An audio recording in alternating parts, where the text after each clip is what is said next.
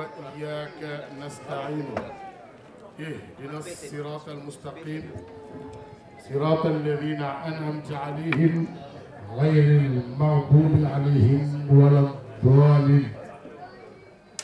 الحمد لله رب العالمين هدانا لهذا وما كنا لنهتدي لولا أن هدانا الله. أمة اللهم صل على سيدنا محمد الفاتح لما أغلق والخاتم لما سبق ناصر الحق بالحق والهادي إلى صراطك المستقيم وعلى آله حق قدره والمقدار العظيم. رب اشرح لي صدري ويسر لي أمري واحلل عقدة من لساني يفقهوا قولي. السلام عليكم ورحمة الله. On dirait que je suis seul dans la salle. Assalamu alaikum wa rahmatullah. Chers frères et sœurs, merci pour votre présence. Vous m'excuserez, aujourd'hui j'ai quelques mots dedans, mais on m'a soulevé pour me poser là. Je n'ai pas pu refuser.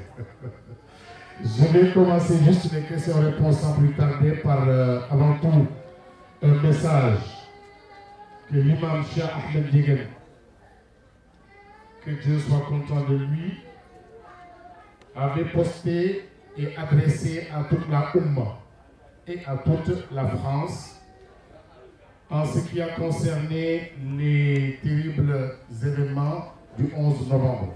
C'était le 13 novembre. Et il parle en son nom et en notre nom nous tous. Chers compatriotes, l'islam est une religion de paix.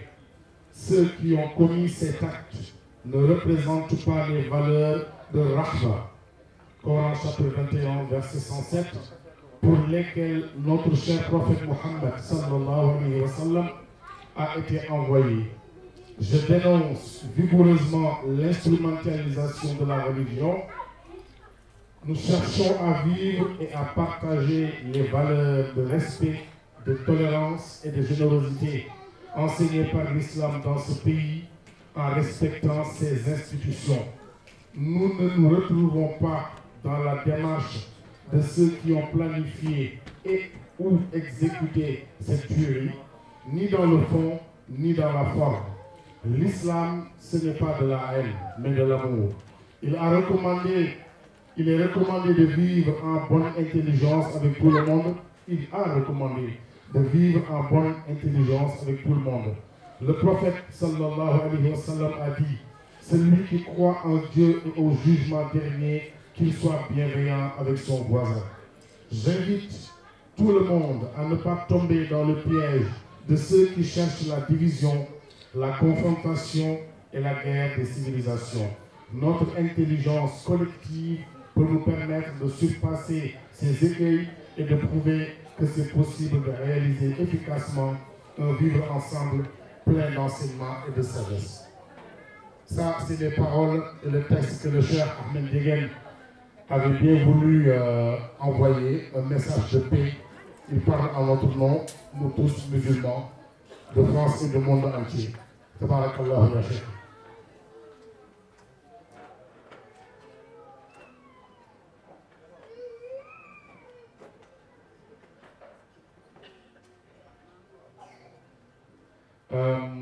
Nous allons passer aux questions-réponses que les frères internautes ont envoyées par mail. Dans la salle, il y a, alhamdulillah, assez de savants qui pourront répondre aux questions que ces personnes se posent. Nous en bénéficierons nous tous, Inch'Allah. La première question, c'est quelqu'un qui demande si après le grand bain, au moment de s'essuyer avec la serviette, je touche la partie intime. Est-ce que je refais les ablutions que j'avais faites avec le bain dans l'intention de faire ma prière? Ah, j'ai un doigt qui se lève là. Il veut répondre? Le petit. Donc, il faudrait qu'un micro puisse circuler dans la salle pour savoir est-ce qu'il y a des personnes qui ont la réponse, qu'il faut bien nous éclairer. C'est pas la peine que tu fasses. sangu set la toog di laajte bu fekkee dafa sangu bay génn fompoo serbetam di laajte ndax bu fekkee dafa laal ay awraam ak sarbet bi ndax dafay jàppaat parce que bi muy sangu set jàppoon sangu set bi jàpp bi ñu ànd ak benn ci sangu set bi ndax da koy jàppaat moom lay laajte. Moi, je suis la poste. C'est des courriers qu'on m'a donné que je vous donne. C'est vous les destinataires.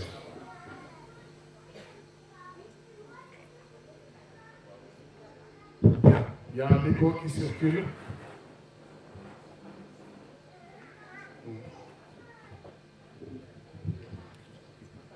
D'accord.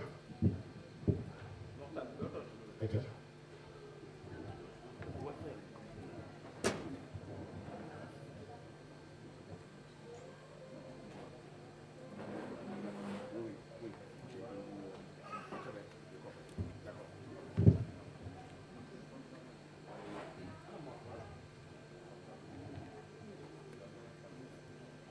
Nos chers savants qui sont dans la salle, à qui la question est destinée, vont y répondre. C'est un excellent principe que de prendre des questions comme ça sur Internet et parmi les gens, puisque, alhamdulillah, Rabbil Alamin, on a d'éminents savants, des muqaddam, qui sont dans la salle, qui vont nous éclairer, Inch'Allah.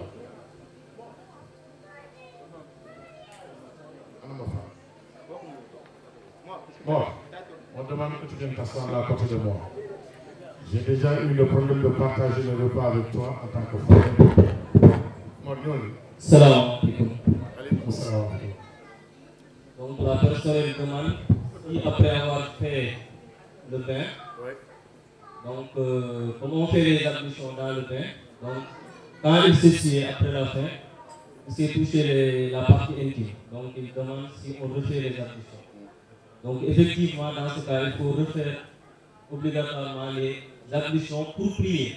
C'est-à-dire que par contre, ce n'est pas obligatoire tout de suite. Si on doit prier tout de suite, il faut refaire les ablutions avant de prier. Mais si on ne doit pas prier tout de suite, on peut attendre de prier, au moment de prier, de refaire. Mais il est préférable quand même de le refaire tout de suite, parce qu'il est recommandé par le prophète sallallahu alayhi wa sallam d'avoir toujours les ablutions.